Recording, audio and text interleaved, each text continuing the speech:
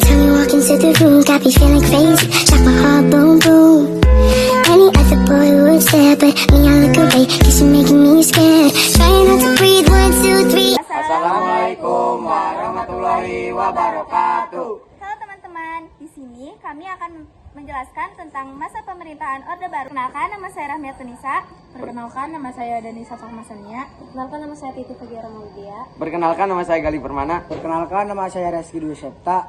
Indonesia memasuki masa pemerintahan Orde Baru sejak dimulainya peralihan kepemimpinan dari Presiden Soekarno kepada Presiden Soeharto sebagai Panglima Militer pada tahun 1966 hingga 1968. Pada tahun 1966 terjadilah Super Semar atau Surat Perintah 11 Maret Presiden Soekarno kepada Presiden Soeharto sebagai Panglima Militer untuk mengamankan kondisi negara yang saat itu sedang mengalami krisis politik dan ekonomi. Yang Super Semar tersebut menandai sudah melemahnya kekuasaan Presiden Soekarno dan menguatnya kekuasaan Presiden Soeharto di sisi lain. Akhirnya Presiden Soeharto diangkat menjadi presiden oleh MPRS atau Majelis Permusyawaratan Rakyat Sementara.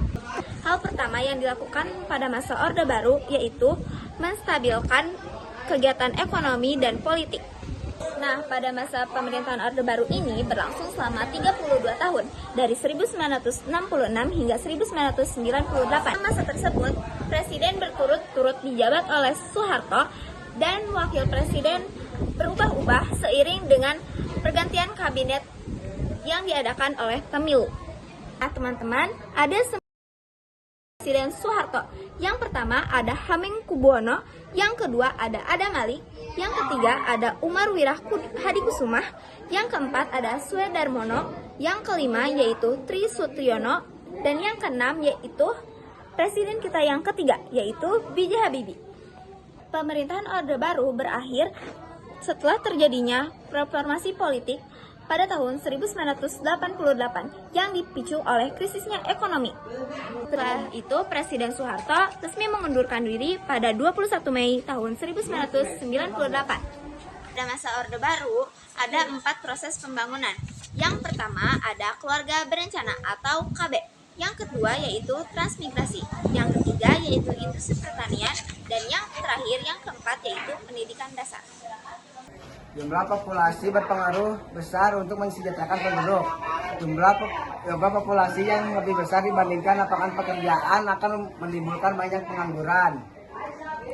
Sementara populasi yang besar juga harus memiliki sumber daya pangan yang besar. Oleh karena itu, pemerintah memiliki program keluarga berencana, yaitu setiap keluarga tidak harus memiliki banyak anak dan harus menjalani hidup sehat dan kualitas hidup yang lebih baik.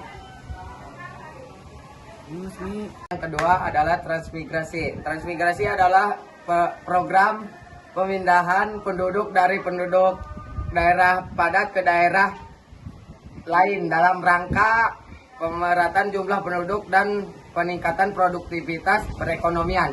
Transmigrasi menawarkan perbaikan ekonomi bagi dengan sumber kehidupan yang terbatas. Migrasi banyak memindahkan penduduk dari Pulau Jawa ke pulau lain seperti Sumatera, Kalimantan, Sulawesi, dan Papua. Program transmigrasi sebenarnya sudah dimulai sejak era kolonial Belanda.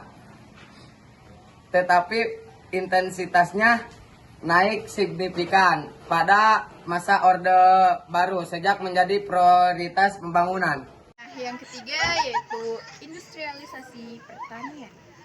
Usaha pemerintah untuk meningkatkan produksi pangan dan mendorong perekonomian dilakukan dengan cara meningkatkan produksi di sektor pertanian. Ada 2 strategi, yaitu ekstensifikasi dan intensifikasi. Ekstensifikasi yaitu membuka lahan-lahan baru dan memperbesar lahan-lahan. Sedangkan intensifikasi yaitu mengoptimalkan mekanisme dengan menggunakan cara tepat guna dibarengi dengan penelitian bibit-bibit unggul dengan menggunakan mesin-mesin modern. Dan pada akhirnya program ini berhasil. Pada tahun 1980-an, Indonesia mencapai swasembada beras atau kemampuan kemampuan kecukupan beras secara mandiri, sehingga tidak perlu mengimpor beras dari negara lain. Sekian, terima kasih. Yaitu pendidikan dasar. Program pemerintah di bidang pendidikan dasar diusahakan untuk membangun sebanyak mungkin fasilitas sekolah dan merancang berbagai kampanye untuk mengakses masyarakat terhadap pendidikan. Beberapa kebijakan hal ini antaranya adalah pemerintahan pembangunan sekolah dasar secara meluas melalui instruksi presiden yang dimulai pada tahun 1973, pemberontakan pendidikan buta huruf pendidikan dasar yang dimulai pada tahun 1978, program wajib baca belajar pendidikan dasar yang dimulai pada tahun 1984 dan kewajiban hingga belajar pada tahun 1994. Nah, itulah tadi penjelasan dari kami. Kurang dan lebihnya mohon